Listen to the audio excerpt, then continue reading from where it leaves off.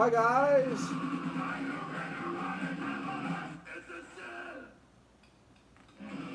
Paul here, PABrewNews. Whoa. Okay, here we go. Hi guys, Paul here, PABrewNews. We have a beer here called the HopMan, a New England style IPA.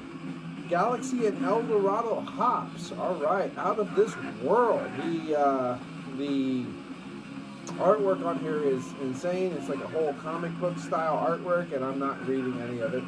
So this is from the Connecticut Valley Brewing Company from South Windsor, Connecticut. So there you go. A New England IPA from New England. We've had them once on the channel before, I believe.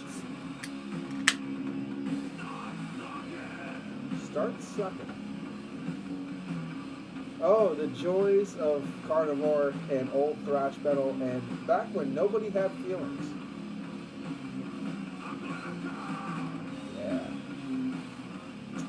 Yeah.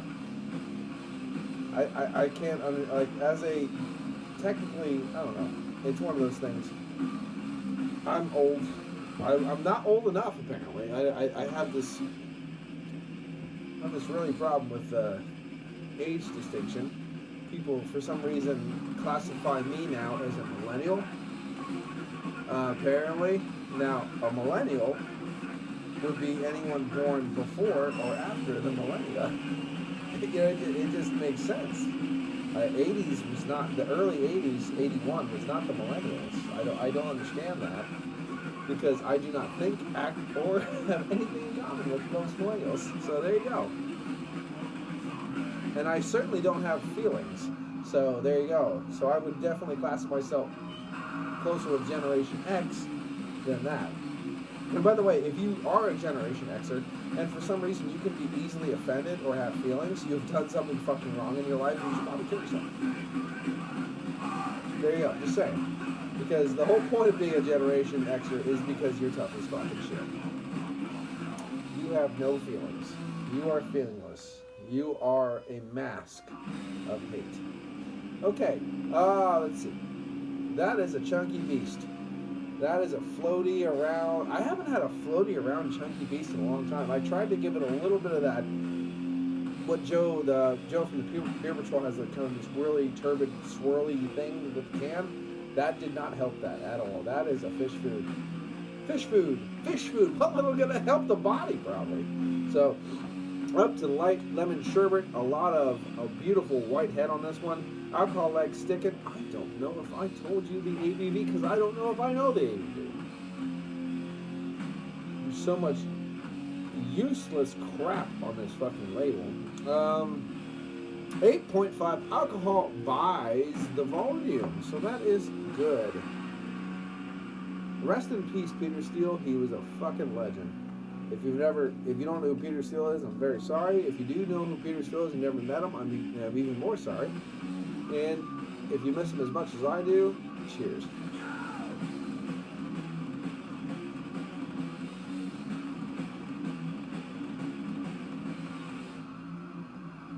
This is an odd smelling brew. It really is. Now, I've had this for a bit. I don't know if there's a date on it. Sorry, I'm going to have to do the way behind to try to get this one.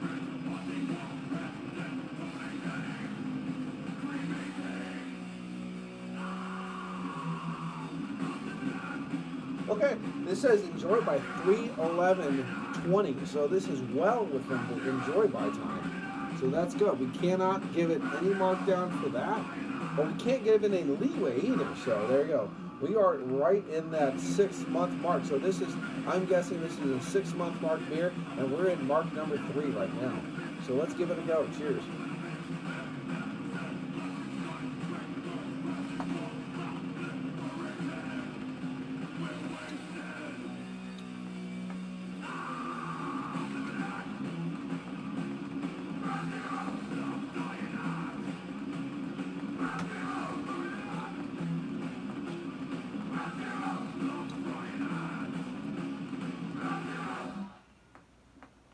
Jesus.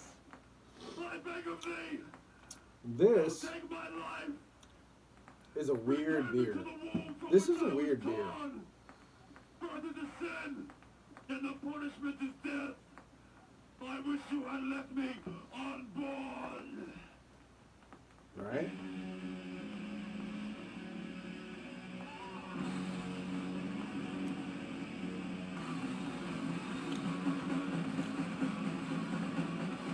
Yeah, I was actually recommended this by a guy that works up at the HopMan, Bossier, Pennsylvania, Route 11 outside the Giant Plaza. Do check it out if you're in the local area. This has a little subtle hint of kiwi. It reminds me of kiwi lime. It reminds me of a little bit of a watermelon lime.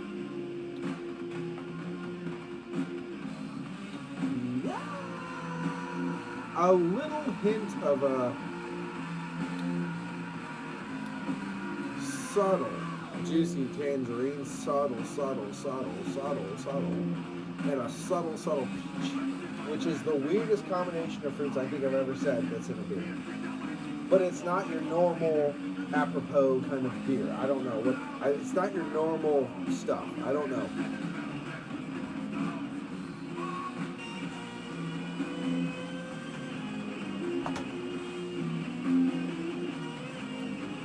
It's not bad. It's not bad. Got a little bit of a lactose or torrefied wheat sweetness going on.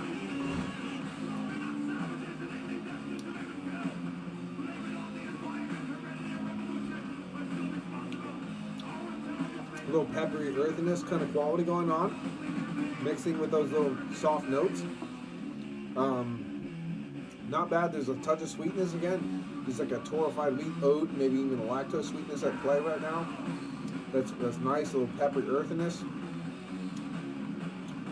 It just has the, especially in those beginning before it really hazed up, it had those weird subtle nuances that I'm not really used to drinking in a beer. Again, it's got those kind of weird watermelon kind of qualities, a little watermelon rind. It reminded me of watermelon rind. It reminded me of maybe a hint of a starfruit or a kiwi. It reminded me of a little bit of a nuanced tangerine tone. Very interesting. What beers? What? Galaxy and El Dorado. So that's different. 8.5 alcohol by volume.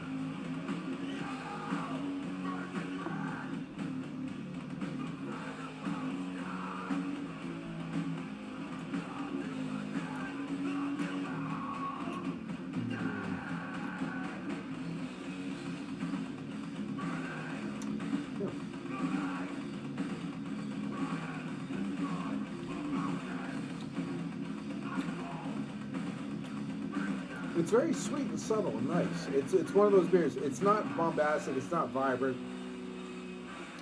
But it's different. It's different.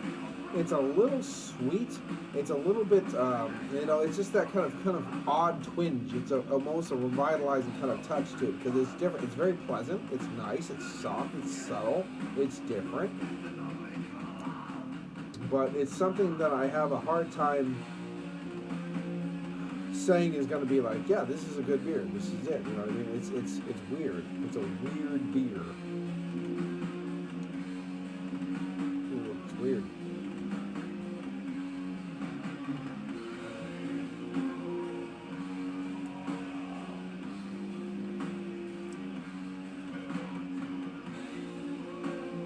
Definitely has a medium side and a medium body. Breadiness, lots of breadiness.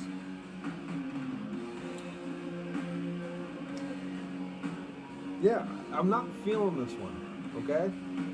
I'll tell you what it is, I'll tell you what's going on, but for a DIPA with Galaxy and El Dorado, I think they could have done a lot better. I've had better beers with El Dorado. Now, saying, excuse me, nice burp. Saying there's a nuance of a tangerine, there's a nuance of a kiwi, of a watermelon rind. There's another one, a soft, subtle peach. There's carbonation too. Saying those things, they hearken to me about El Dorado, about Galaxy. You know what I mean? Like the earthy pepperiness, the tangerine quality. You know, those kind of qualities. The melon qualities and stuff. they hearken El Dorado to me in Galaxy. You know, they really do. But they're not vibrant. They're not there. They're not where they should be. They're not. You know what I mean? Like, it's one of those beers where I just don't know if they were put to the proper use. I don't know. I'm not their brewer. I don't know these questions, and you know, I mean, I shouldn't be so. Sometimes I feel I shouldn't be so hard, but I'm a reviewer, so you have to be. Could I make a beer better than this? I don't know. I've made some pretty goddamn fine beers, and I've made some really stinkers. Because I am a brewer. I do brew, so I haven't brewed in a while, but I'm going to get back to it. So, let me see. Excuse me.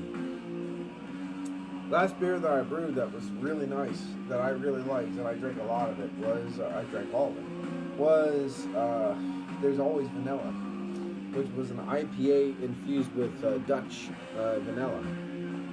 Pennsylvania Dutch vanilla that I got, and it was a pure extract vanilla.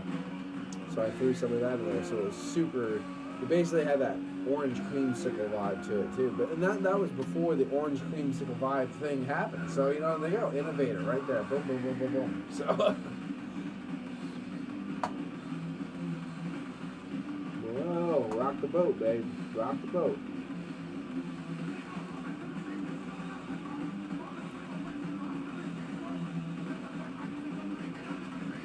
Isolated violence, maybe just get a key. Oh, yeah.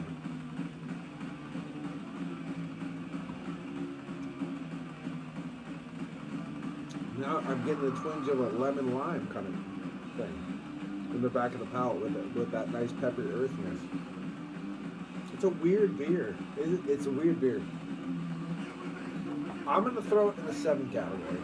I'm gonna throw it in the 7 out of 10 category. It's not what the normal beer drinker will assume a beer should taste like, so I really can't give it that 7.5. I'm debating, you know what I mean? But I can't give it that solid category. I'm not really getting what I should be getting right now. But it's not a bad beer. It's actually very enjoyable to drink. It's different, you know, the whole deal. I gotta give it that 7.5. Or 7 out of 10. I gotta give it that 7 out of 10. Let me know your thoughts and opinions. Of course, if you have this beer, tell me what a piece of shit I am. I only have 12 people that ever watch any of my videos anyway, so, you know, I would be nice if you put a 1 in front of that 12, but whatever. But, yeah, there you go.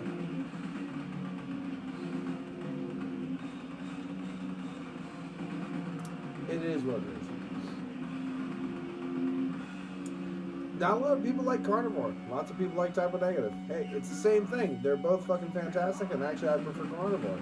But what can you do? It's the same guy doing the same shit. It just, some people like this, some people like that. It's all perspective. What can you do? What can you do?